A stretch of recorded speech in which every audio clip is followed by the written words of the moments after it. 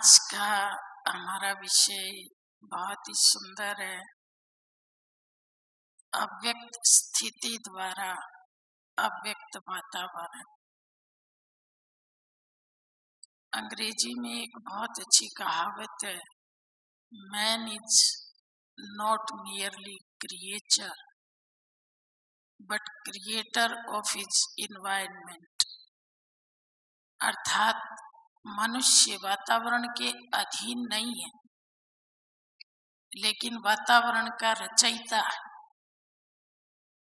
वो जिस प्रकार के संकल्प उत्पन्न करता है, चारों ओर का वातावरण उसी प्रकार का बन जाता है। तो जितना जितना हम अव्यक्त स्थिति में टिकते हैं, अव्यक्त अनुभूतियां करते हैं,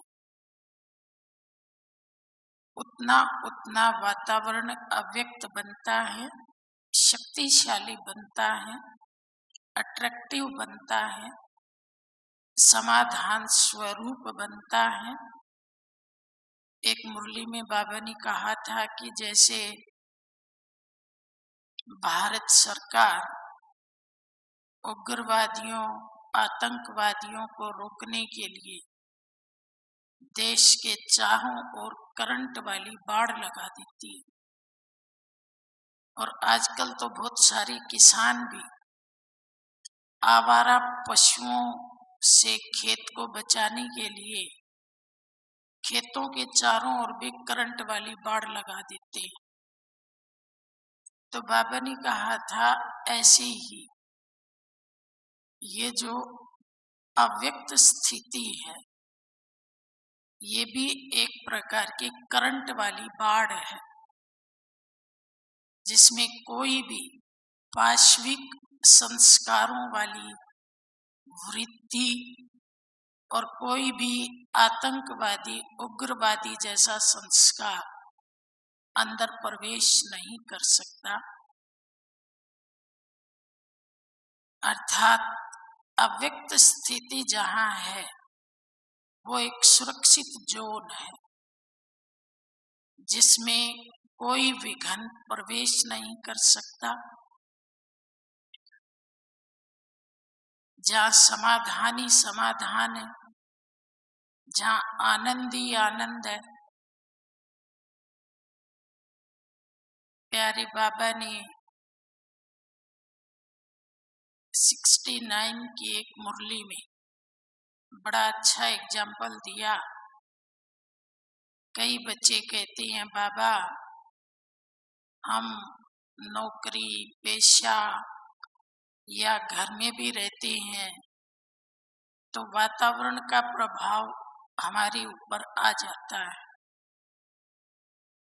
तो उसमें बाबा ने कहा कि ऊंचे से ऊंचे सर्वशक्तिवान के बच्चे मालिक, अधिकारी, और वो वातावरण के अधीन हो जाए, ये तो शोभा ही नहीं देता है। वातावरण आपके अधीन है, आप उसके रचयिता हैं, वो आपकी रचना है। आप अपनी रचना को जैसा चाहें वैसा बना सकते हैं। और इसके लिए बाबा ने एक बहुत सुंदर उदाहरण दिया अगरबत्ती का। बाबा ने कहा, मान लीजिए कूड़े का बहुत बड़ा ढेर है, बहुत बदबू आ रही है, तो क्या करेंगे? एक छोटी सी अगरबत्ती जला देंगे। बाबा ने कहा, अगरबत्ती कितनी छोटी है और कूड़ा कितना अधिक है, लेकिन वो छोटी सी अगरबत्ती इतनी शक्तिशाली है कि बदबू को खत्म कर देती है। उसकी खुशबू फैल जाती है, वातावरण सुगंधित हो जाता है, आसपास के लोग चैन की सांस लेते हैं। तो एक छोटी सी अगरबत्ती में अगर इतनी शक्ति हो सकती है, तो क्या सर्वशक्तिवान के बच्चों में, डायरेक्ट पालना लेने वाले बच्चों में, डायरेक्ट अडोप्टेड बच्चों में इतनी ताकत नहीं हो सकती कि वो अपनी मनसा शक्ति के द्वारा, मनसा शुद्धि के द्वारा वातावरण को बदल सके, वातावरण को अपने अनुकूल बना सके। तो बाबा ने कहा बच्चों में ये ताकत है, लेकिन इस ताकत को समय पर यूज करना है।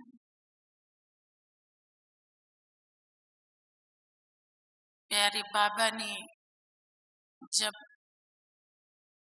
देह त्याग किया, उससे कुछ समय पहले की जो बाबा की स्थिति भाई बहन बताते हैं,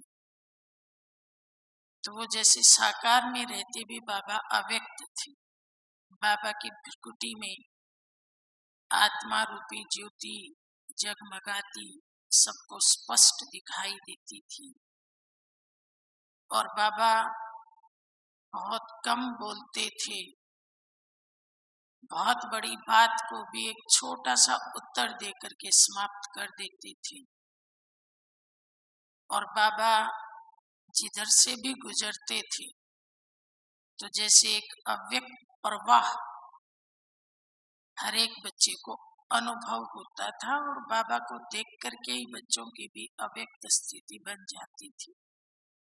जिन बच्चों ने उन लास्ट के दिनों में बाबा का स्पर्श किया, बाबा का हाथ पकड़ा, तो उन बच्चों को भी ऐसे ही लगा कि जैसे बाबा का हाथ कॉटन का है, रुई का है, इतना मुलायम।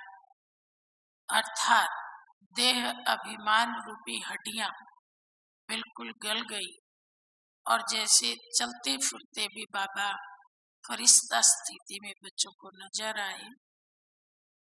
तो जैसे बाबा की अंतिम स्थिति थी, बाबा चाहते हैं कि बच्चों की भी ऐसी ही स्थिति बने, क्योंकि प्रत्यक्षता का आधार यही स्थिति है। और दुनिया का वायुमंडल जो एकदम कीचड़े जैसा है, जो एकदम नकारात्मक है, जो एकदम भ्रष्टाचार, पापाचार, अनाचार, दुराचार से आकंठ डूबा हुआ है, तो ऐसे वातावरण को बाबा ने मुरली में कहा था, कैसे बदलोगे? क्या ज्ञान सुनाओगे? वातावरण तो ज्ञान नहीं सुनता ना। तो वातावरण का अगर शाब्दिक अर्थ देखा जाए तो इसमें दो शब्द है, वात माना वायु और आवरण माना उसके ऊपर चढ़ा हुआ एक आवरण। तो चारों ओर की जो वायु है उसके ऊपर जो आवरण चढ़ा हुआ है वो बड़ा नकारात्मक है। उस नकारात्मक वातावरण को अपनी अव्यक्त ऊंची स्थिति के द्वारा पवित्र बना देना, ये हम बच्चों के सिवाय और कोई नहीं कर सकता। तो बाबा हम बच्चों से भी यही सेवा चाहते हैं, और उसके लिए बाबा ने कहा कि अंतर्मुखी होकर के अपने आप की चेकिंग करनी है कि कोई ऐसा संस्कार तो नहीं है जो हम अव्यक्त स्थिति की तरफ बढ़ते हैं और वो हमें पीछे खींच लेता है। जैसे पंछी के पाँव में अगर रस्सी बंधी हो और वो उड़ना चाहे तो उड़ नहीं सकता। इसी प्रकार से अगर किसी भी प्रकार की पुरानी आदत, व्यर्थ की आदत, व्यर्थ सोचने की आदत, व्यर्थ बातें करने की आदत, बार बार व्यर्थ के दृश्य इमर्ज करने की आदत होगी, तो ये उड़ने नहीं देगी, अव्यक्त स्थिति का आनंद लेने नहीं देगी। बाबा के अव्यक्त होने के बाद 13 दिन लगातार भोग लगता रहा, और दादी गुलजार जी के माध्यम से संदेश बाबा देते रहे तो उन्हीं में से एक संदेश में बाबा ने एक बहुत ही स्व चेकिंग की पावरफुल बात कही है। बाबा ने एक दृश्य दिखाया कि 3 प्रकार के फूल, एक लोहे का फूल है, एक पीतल का फूल है और एक रियल गुलाब का फूल है। तो बाबा ने कहा कि जैसे ये फूल 3 अलग अलग प्रकार के हैं, ऐसे मेरे बच्चों में भी 3 प्रकार के बच्चे हैं। फूल तो तीनों ही हैं, लेकिन कुछ बच्चे इस लोहे के फूल जैसे हैं। तो बाबा ने कहा लोहे की क्वालिटी क्या होती है आप सब जानते हैं ना। लोहा बहुत सख्त होता है, लोहे को मोड़ने में बहुत मेहनत लगती है, ढालने में बहुत परिश्रम करना पड़ता है और बहुत ही ठोक पीट के बाद वो आकार ग्रहण करता है। तो बाबा ने कहा कुछ बच्चे इस लोहे के फूल जैसे हैं जिनके संस्कारों को आकार देने में बहुत मेहनत करनी पड़ती है, ढलते ही नहीं है, मुड़ते ही नहीं, बहुत परिश्रम लेते हैं बाबा का। और बाबा ने कहा दूसरे बाबा के बच्चे इस पीतल के फूल जैसे हैं जो मेहनत तो लेते हैं लेकिन लोहे जितनी नहीं, थोड़ी मेहनत से आकार को ग्रहण कर लेते हैं, अर्थात थोड़े से पुरुषार्थ, थोड़ी सी गाइडेंस के बाद अपने पुराने संस्कारों का परित्याग कर देते हैं और आत्मा अपने मूल ओरिजिनल निराकारी स्वरूप में सहज टिक जाती है। और फिर बाबा ने कहा कि तीसरी प्रकार के जो बाबा के बच्चे हैं वो इस रियल गुलाब के फूल जैसे हैं। और इतना कह करके बाबा ने उस गुलाब के फूल को हथेली पे रख के और जरा सा घुमाया तो उसकी जितनी भी पत्तियां थी वो फूल से अलग हो गई और अंदर का जो बीज था वो जैसे दिखाई देने लगा। तो बाबा ने कहा जो रियल गुलाब है वो बच्चे बिना मेहनत के तुरंत अपनी बीज रूप स्थिति बना लेते हैं। जैसे इस गुलाब के फूल के पत्ते एकदम अलग हो गए, तो ऐसे वो बच्चे भी देह के संबंध और देह के जो जन्म जन्म के पुराने संस्कार हैं, स्मृतियां हैं, भाव स्वभाव है, आदत है, उनसे बस इस गुलाब के फूल की तरह से झट न्यारे हो जाते हैं और झट अपनी बीज रूप स्थिति में टिक जाते हैं। तो बाबा ने कहा बच्चों को बार बार स्मृति में लाना है कि मैं बीज रूप आत्मा हूँ और ओरिजिनल रूप में मुक्त आत्मा हूँ, स्वतंत्र आत्मा हूँ, सर्व बंधनों से न्यारी, निरसंकल्प, निर्विकार, निराधार, निर्भार, ऐसी मैं बीज रूप आत्मा हूँ। तो बाबा ने कहा जितनी जितनी ये स्मृति पक्की होती जाती है कि अब मुझे बीज बनकर सुप्रीम बीज के संग में रहना है, तो ये जो देह का विस्तार ये अपने आप अलग हो जाता है। बाबा ने कहा देह के विस्तार को तो जानते हो ना, देह के धर्मों का विस्तार, देह से जो भक्ति की उसका विस्तार, रिश्तों का विस्तार, फिर एक एक कर्मेंद्री के आकर्षण का विस्तार। तो बाबा ने कहा जैसे ही बीज रूप बनते हो ये सारे विस्तार सिमट जाते हैं। तो शक्तिशाली वातावरण बनाने के लिए ऐसी शक्तिशाली स्थिति चाहिए। बीज में बहुत शक्ति होती है, और जब वही बीज बो दिया जाता है तो उसकी शक्ति बिल्कुल नष्ट हो जाती है, क्योंकि विस्तार हो जाता है। तो बाबा ने कहा 84 जन्म आप विस्तार में लगे थे, ये एक जन्म समेटने का है, इसमें सब कुछ समेट डालो। और उसके लिए बाबा ने बहुत सुंदर एग्जाम्पल दिया। हमारे चारों ओर जो हम देखते हैं, बाबा ने कहा मकड़ी अपने मुख से ही जाला निकालती और फिर वापस उस जाले को खुद ही अपने में ले लेती। तो इतने जन्म आपने ये देह के संबंधों का विस्तार रूपी जाला बनाया और अब इसे समेट करके बीज रूप स्थिति में टिक जाओ।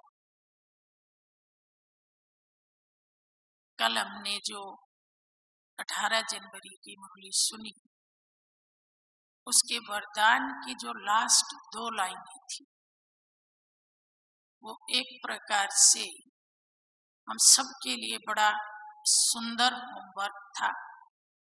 सार रूप में 2 लाइनों में जैसे कि पुरुषार्थ का सारा सार समाया हुआ था। पहली लाइन थी, बाबा ने कहा याद के अनुभवों में डूब करके सेवा करो। याद के अनुभवों में डूब करके सेवा करो।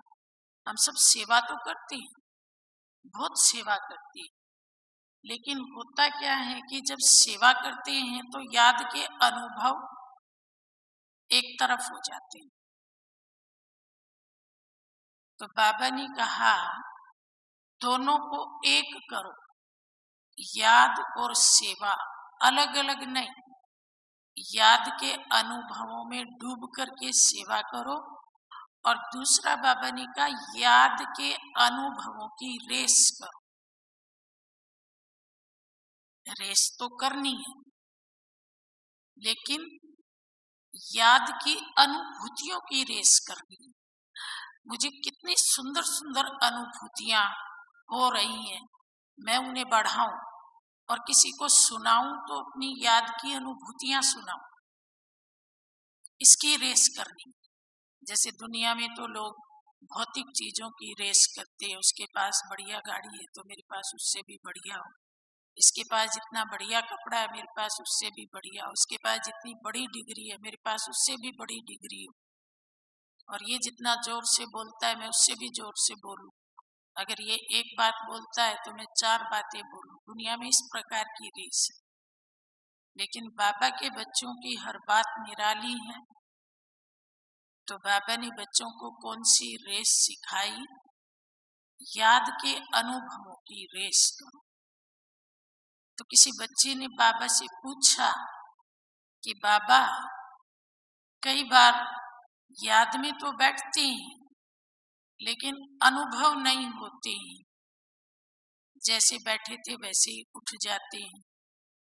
तब बाबा ने बहुत सुंदर एग्जाम्पल दिया। बाबा ने कहा अरे बच्चे, भक्ति मार्ग की मीरा को देखो। मीरा केवल संकल्प करती थी और साक्षात्कार नहीं, साक्षात अपने इष्ट को देखती थी। वो तो भक्ति मार्ग की थी, और आप तो डायरेक्ट ज्ञान सागर के बच्चे हो। और बाबा का वायदा है कि जब भी जिस भी रूप में बच्चे बाप को अपने सामने बुलाना चाहे, जिस भी रूप में प्रकट करना चाहे, हजूर हाजिर होने के लिए बंधाईमान है।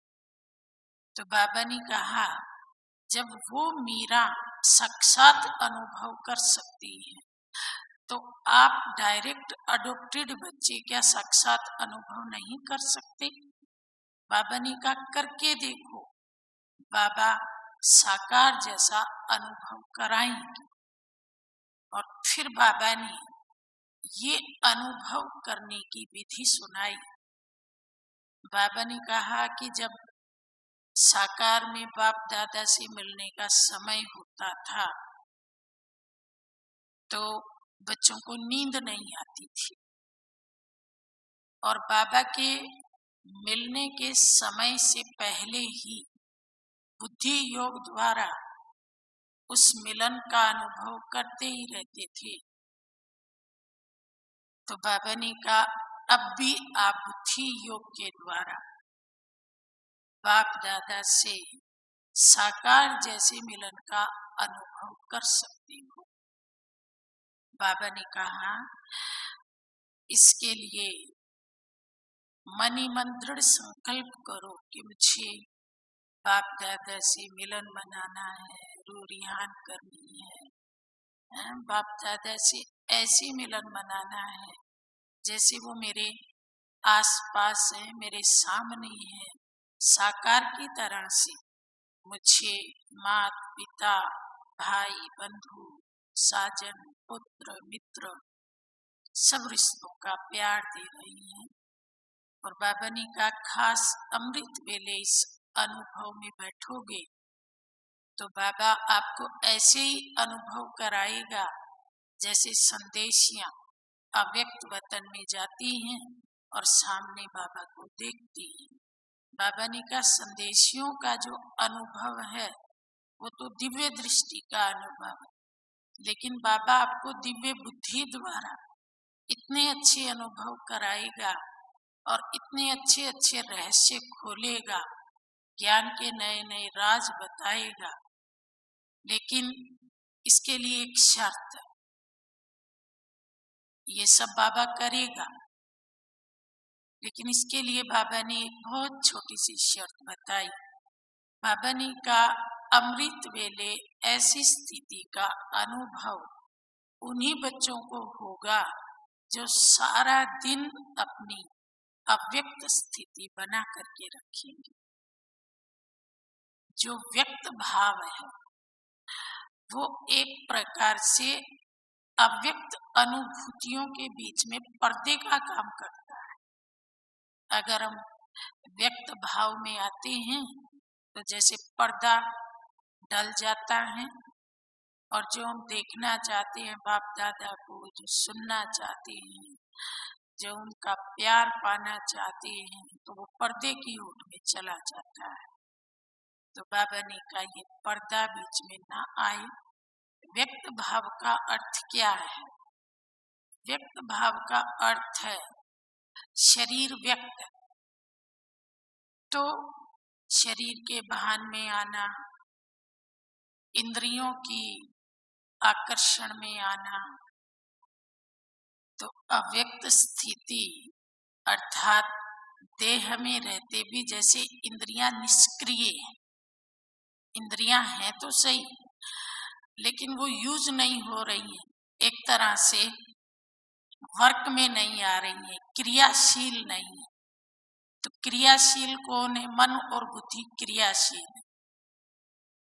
मन चिंतन कर रहा है और बुद्धि दृश्य देख रही है, ये दोनों सक्रिय हैं। तो बुद्धि क्या दृश्य देख रही है? इस 5 तत्वों के जगत से पार के दृश्य देख रही है, बाप दादा के वतन के दृश्य देख रही है, बाप दादा के संग के अनुभव कर रही है। कान है लेकिन भीतर के कान बाप दादा की आवाज सुन रही है। आंखें हैं पर निष्क्रिय, भीतर की आंखें बाबा के रूप रस का पान कर रही हैं। तो चलते फिरते जितनी आवश्यकता है उतना शरीर को यूज किया और उसके बाद फिर अपनी अव्यक्त स्थिति में टिक गए। एक बहुत सुंदर एग्जाम्पल है कि एक बार एक पिता और पुत्र दोनों ही दुकान में काम करते थे। तो पिता तो बड़ा क्रोधी था, लेकिन पुत्र बहुत ही सरल स्वभाव का, बहुत ही नम्र और बहुत ही शांत प्रवृत्ति का था। बहुत काम भी करता था, आज्ञाकारी भी था, पिता की इज्जत भी बहुत करता था। रोज सुबह उठ करके पिता के चरण स्पर्श करता था। लेकिन चूंकि पिता क्रोधी था तो दिन भर दुकान में बच्चे को कई बार डांट लगा देता था। कभी कहता था ये सामान इधर क्यों रखा, उधर रख। कभी कहता था जल्दी जल्दी हाथ चला। कभी कहता था देख कितने ग्राहक इकट्ठे हो गए, इनको जल्दी से निपटा। कभी कहता था ये सामान क्यों खत्म हो गया। तो ऐसे कई बार जोर से बोल देता था, थोड़ा कटु भी बोल देता था, और बच्चा शांत रहता था, नाराज नहीं होता था पिता से। तो किसी ने पूछा आज के जमाने में भाई इतनी सहनशीलता तो होती नहीं है। देखने में आता है कि यूथ को तो गुस्सा बहुत जल्दी आता है, और तुम इतने सहनशील हो, सारा दिन पिताजी की बातें सुन के सहन कर लेते। उसने कहा हाँ, मैं सब कुछ सहन करता हूँ क्योंकि मैंने अपने जीवन में एक नियम धारण किया है और मैं उस नियम को तोड़ना नहीं चाहता। और अगर मेरी सहनशीलता खत्म हो गई तो वो नियम टूट जाएगा। उसने कहा मैंने ये नियम बना रखा है कि मैं सुबह उठते सबसे पहले अपने पिता के चरण स्पर्श करता हूँ, और ये काम तभी हो सकता है जब उनके प्रति मेरे मन में श्रद्धा हो, रिस्पेक्ट हो। अगर दिन भर में उनकी किसी भी बात पे मुझे क्रोध आ गया, मैं नेगेटिव हो गया, तो मैं अपना ये नियम निभा नहीं पाऊंगा। इसलिए मैं सब बातों को सुन के भूल जाता हूँ, लेट गो कर देता हूँ और उनके प्रति अपना प्यार बनाए रखता हूँ। तो देखिए, एक बच्चा अपने लौकिक बाप के प्रति एक नियम निभाने के लिए दिन भर की कितनी बातों को इग्नोर करता है, कितनी बातों को लेट गो करता है। उसकी आंखों के सामने बस एक ही बात रहती है कि मुझे सुबह उठ के चरण स्पर्श करने हैं और आशीर्वाद लेना है। तो ऐसे ही दिन भर में काम करते हुए अगर हमको भी स्मृति रहे कि अमृत वेले मुझे मेरे प्यारे बाबा से वरदान लेने हैं, सुंदर सुंदर अनुभूतियां करनी है, आत्मा को बलवान बनाना है, आत्मा के पुराने संस्कार जलाने हैं और लाइट माइट हाउस बन करके इस दुनिया को लाइट और माइट देनी। अगर दिन भर इसी पे फोकस रहे तो भले ही हम काम करेंगे, भले हम लोगों की ऐसी वैसी आवाजें सुनेंगे, भले ही परिस्थितियां ऊपर नीचे होंगी, लेकिन हमारा फोकस एक ही बात पर है। तो बाबा ने कहा जो बच्चे दिन भर ऐसा केंद्रित होकर रहेंगे लक्ष्य पे, उन्हें अमृत वेले बाबा लाइट माइट की अनुभूति कराएंगे। देखते हैं कि जब हम देह अभिमान में कोई संकल्प पैदा करते हैं तो वो संकल्प बहुत ही कमजोर संकल्प होता है। जगदीश भाई ने एक बार एक सुंदर बात कही थी कि जैसे गोली होती है, एक खिलौना गोली होती है, उसको आप चलाओ तो वो 1 मीटर दूरी तक ही जाएगी, इससे ज्यादा नहीं। दूसरी एक मीडियम गोली होती है, चलाओगे तो चलो 50 मीटर दूरी तक चली जाएगी। लेकिन एक जो बढ़िया उत्तम क्वालिटी की गोली है, उसको आप चलाओगे तो वो 500 मीटर तक, 1000 मीटर तक भी चली जाएगी, निशाना लगा करके आपके लक्ष्य को पूरा करेगी। तो देहभान के जो संकल्प होते हैं वो तो खिलौना गोली जैसे होते, हद के संकल्प होते, यही बिखरे होते। लेकिन जब हम अव्यक्त स्थिति में टिक करके संकल्प करते हैं तो वो उस पावरफुल गोली की तरह से होते हैं जो निशाने को साधती ही साधती है। अर्थात उस स्थिति में टिक के हम जो संकल्प करते हैं, विश्व कल्याण के संकल्प करते हैं। बाबा ने कहा क्या आत्माओं की चित्कार सुनाई नहीं देती? इतनी दुख में आत्माएं पुकार रही हैं, अपने इष्ट को ढूंढ रही हैं। कहाँ कहाँ किस किस प्रकार की आश लगाए बैठी हैं, कोई अवतरित हो, कोई आए, कोई हमारी आवाज सुने, कोई ऐसा निस्वार्थ हो, क्योंकि उनके चारों ओर जो लोग हैं वो तो स्वार्थियों का झुंड है, न कोई सुनता है न कोई समाधान देता है। तो वो किसी पारलौकिक सत्ता की तरफ आश लगा के बैठी है। तो बाबा ने कहा वो पारलौकिक सत्ताएं आप ही तो हो, और ये कार्य आपको ही तो करना है। तो जब हम देह से अलग होकर के उस लाइट माइट स्टेज में बैठते, उस ज्ञान सूर्य की स्टेज में बैठते, तो एक सूर्य इतनी दूर होते हुए भी पूरी धरती को कितना गर्म कर देता है, गर्मियों में कैसे तपती है धरती। तो बाबा ने कहा जो उस जड़ सूर्य में इतनी ताकत है, तो आप चैतन्य सूर्य के सामने वो जड़ सूर्य तो कुछ भी नहीं। उस जड़ सूर्य को आप कहो कि तुम तो जड़ हो, तुम्हारी ताकत तो जड़ है, लेकिन मैं तो चैतन्य हूँ, और मेरी शक्ति में तो चैतन्य था, और इस चैतन्यता के बल से मैं तो कुछ भी परिवर्तन कर सकता हूँ। तो ऐसी अनुभूति हम करें कि जैसे ऊंचे से ऊंचे स्टेज पे मैं सूर्य चमक रहा हूँ, ज्ञान सूर्य के साथ साथ, और मेरी किरणें संपूर्ण विश्व के कण कण में जैसे बल भर रही हैं, प्रकृति के पांचों तत्वों को बल प्रदान कर रही हैं, ग्रहों को, नक्षत्रों को, जड़ को, चेतन को। तो बाबा ने कहा इसकी तैयारी दिन भर चाहिए। बच्चे पूछते हैं ना बाबा अमृत वेला शक्तिशाली कैसे बने? तो बाबा ने कहा अमृत वेले की शुरुआत अमृत वेले नहीं होती, उसकी शुरुआत तो पिछले दिन की दिनचर्या से होती। फिर बाबा ने कहा कि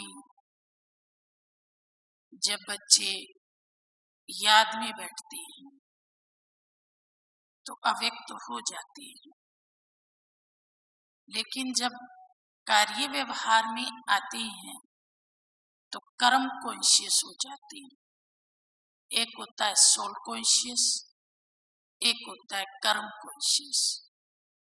तो सोल कॉन्शियस होगा उसका तो चिंतन चलेगा कि मैं आत्मा करावनहार और इंद्रियां करणहार। मैं भ्रुकुटी सिंहासन पर बैठ के साक्षी होके देख रही हूँ, मैंने ऑर्डर दे दिया और नौकर अपना काम कर रहे हैं। अच्छा मालिक वही होता है जो नौकरों को साक्षी होके देखे। अगर वो नौकरों के बीच में मिक्स हो जाए तो नौकर उसकी कदर ही नहीं करते, नौकर कहेंगे ये भी हमारे जैसा। तो इंद्रियों को काम तो हम देते हैं लेकिन उनके बीच में इन्वॉल्व हो जाती, तो इंद्रियां कहना मानती नहीं। तो बाबा ने कहा प्रजापति बन करके बैठो। प्रजापति अर्थात सब इंद्रियां प्रजा है, और मैं इंद्रियों रूपी प्रजा का पति। इनको काम में लगा दिया और अब मैं अपना सकाश देने का काम कर रहा हूं। नहीं तो अक्सर होता क्या है कि हाथों को काम में लगा दिया, ये तो स्थूल इंद्रियां हैं, लेकिन सूक्ष्म में जो 3 इंद्रियां हैं, मन बुद्धि संस्कार, उसमें से मन और संस्कार ये सबसे अधिक चंचल है, तो ये भाग जाती। हाथ तो काम में लगे हुए और आत्मा ढूंढती है मन कहाँ है, वो तो वहां है ही नहीं। संस्कारों के वश भाग गए, तो स्थूल इंद्रियां तो काम में लग गई, लेकिन सूक्ष्म इंद्रियां। तो बाबा ने कहा प्रजापति बन करके बैठो, अर्थात स्थूल और सूक्ष्म दोनों नियंत्रण में, और उसमें भी बार बार ये देखो कि मेरे मंत्री और उपमंत्री मेरे नियंत्रण में हैं। इंद्रियां इशारों से चल रही हैं, इंद्रियां जी हजूर और जी हाजिर कर रही हैं। तो इसके लिए प्रजापति बन करके अर्थात भृकुटी सिंहासन पे बैठ करके आत्मा अपना काम करे, इंद्रियां अपना काम करें। जैसे मातेश्वरी जगदम्बा के जीवन की एक घटना सुनाते हैं कि एक बार वो अनाज साफ कर रही थी। यज्ञ में जब बाबा और मम्मा थे तो बाबा मम्मा किसी को बुलाते नहीं थे कि आओ बच्चे ये सेवा करें, खुद ही लग जाते थे। तो मम्मा ने देखा कि अनाज साफ करने की सेवा है तो वो अकेले ही लग गई। किसी बच्चे ने देख लिया तो उसने बाकी सब बच्चों को कहा, अरे अरे मम्मा मम्मा अनाज साफ करने बैठी है, चलो चलो। तो देखते ही देखते सारे बच्चे इकट्ठे हो गए। तो एक बच्चे ने कहा कि मम्मा आप क्यों साफ कर रही हैं, आप छोड़ दीजिए, हम करेंगे। और जैसे मम्मा के हाथ से वो थाली लेने लगा तो मम्मा ने कहा मैं कहाँ कर रही हूँ। तो कहा मम्मा आप अनाज ही तो साफ कर रहे हैं। तो अव्यक्त स्थिति का एक सुंदर एग्जाम्पल मम्मा ने रखा। कर्म करते हुए अव्यक्त स्थिति का मम्मा ने कहा कि अनाज साफ तो मेरे नौकर कर रहे हैं, मैं तो बाप दादा के साथ प्यार के अनुभवों में लीन हूं। तो कर्म करते हुए भी मन भागे नहीं, लेकिन बाबा के प्यार के अनुभवों में लीन रहे। तो मन बुद्धि एक तरफ अपना काम कर रही हैं और इंद्रियां दूसरी तरफ अपना काम कर रही हैं। लेकिन इसके लिए लंबे समय का अभ्यास चाहिए और घड़ी घड़ी अभ्यास चाहिए। जैसे कोई किसान होता है, खेत में पानी देता है तो घड़ी घड़ी देखता है कि पानी ठीक जगह जा रहा है या नाली टूट गई और झाड़ जमखाड़ में तो नहीं जा रहा, ध्यान रखना पड़ता है। तो ऐसे ही कोई भी काम करते हैं तो बार बार देखना पड़ता है। तो ऐसे ही बार बार ध्यान देना पड़े, मन अब तुम कहाँ हो, किधर गए, क्यों गए। और मन को शक्तिशाली ऑर्डर देना है कि यही दृश्य देखो। हम गाते तो हैं तुमसे हसीन बाबा कोई नहीं जहां में, लेकिन इस मन को बार बार सिखाओ कि जो सबसे हसीन है उसी को देखना है और उस हसीन को छोड़ करके जो कुरूप है वो कुछ भी नहीं देखना है। जैसे अपन इस साकार दुनिया में गाड़ी चलाते हैं और कहीं पे लिखा हुआ होता है नो पार्किंग, तो गाड़ी को अपन वहां खड़ी नहीं कर सकते। तो ऐसे ही मन और बुद्धि को हमने दिशा दी, मन और बुद्धि ने यात्रा शुरू की। तो इस साकार दुनिया में सब जगह नो पार्किंग लिख दो। अब तुमको साकार दुनिया में कहीं भी पार्किंग नहीं करनी है, विमान को सीधा ऊपर लेकर के जाओ और वहीं पे खड़ा करना है और जितनी देर ये स्थूल कर्म चलेगा तब तक वहीं पे खड़े रखना है। तो मन और बुद्धि को या तो सूक्ष्म वतन में खड़ा कर दो या परम धाम में। सूक्ष्म वतन में आकारी रूप में बाप दादा को सर्व संबंधों में देखो। बाप दादा की त्रिकुटी से निकलती हुई पवित्रता की शक्तिशाली किरणों को अपने में भरो, क्योंकि purity is beauty, beauty is purity. जहाँ पवित्रता है वहीं सुंदरता है, जहाँ सुंदरता है वहीं पवित्रता है। और या वतन में जाकर के उस सबसे हसीन बाबा के रूप को देखो, क्योंकि truth is beauty, beauty is truth. जो सत्य है वही सुंदर है और जो सुंदर है वही सत्य है। तो उस सुंदर रूप वाले प्रियतम के रूप का रसपान करो और आत्मा उस रूप के रसपान में इतनी मशगूल हो जाए, इस रूप के सिवाय मुझे और कोई रूप देखना ही नहीं। इसके आगे सब भद्दे हैं, सब काले हैं, सब नश्वर है। ये एक ही रूप अविनाशी है, परम सुंदर है, परम आकर्षक है। इसके आगे सब सुंदरताएं पानी भरती है। तो आत्मा उस रूप को देखने में ऐसी डूब जाए जैसे भक्ति मार्ग में मीरा को कृष्ण का रूप ही आकर्षित करता था, छवि उसके हृदय में बसी रहती थी। तो ऐसे ही वो छवि, वो रूप, वो निराकार स्वरूप, वो वेदाग स्वरूप, वो परम कल्याणकारी गुणों का भंडार दिल में, मन में, चित्त में, उसी के साथ रूह रिहान, उसी के साथ बातचीत, उसी के साथ दिल की लेन देन, मन बुद्धि उसी में लगे रहें और हाथ काम करते रहें। शरीर भले चलने का काम करता रहे लेकिन मन बुद्धि ऊपर रहे। तो इसको बाबा ने कहा शरीर व्यक्त में, शरीर फर्श पे और मन अर्श पे। और ये ऐसी स्थिति है जो पूरी तरह से मुक्त स्थिति है। बाबा ने कहा पहले आप मुक्त बनेंगे तब दूसरों को मुक्ति धाम में प्रवेश करा सकेंगे, अर्थात मुक्ति धाम का द्वार खोल सकेंगे। तो पहले हम ऐसे मुक्त बने।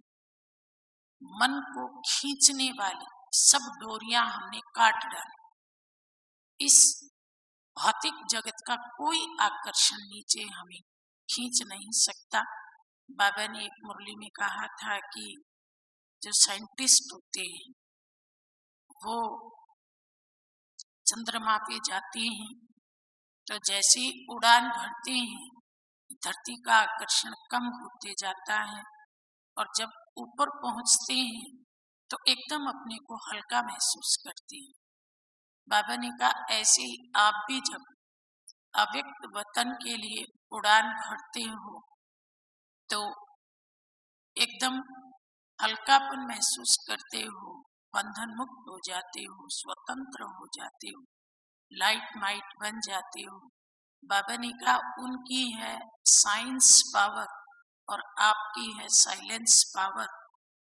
फिर बाबा ने कहा दोनों में एक अंतर और है, वो जब ऊपर जाते हैं तो नीचे आने का जो कनेक्शन होता है वो नीचे वालों के हाथ में होता है, लेकिन बाबा ने कहा आप किसी नीचे वाले से बंधे हुए नहीं हो, आप तो मालिक हो।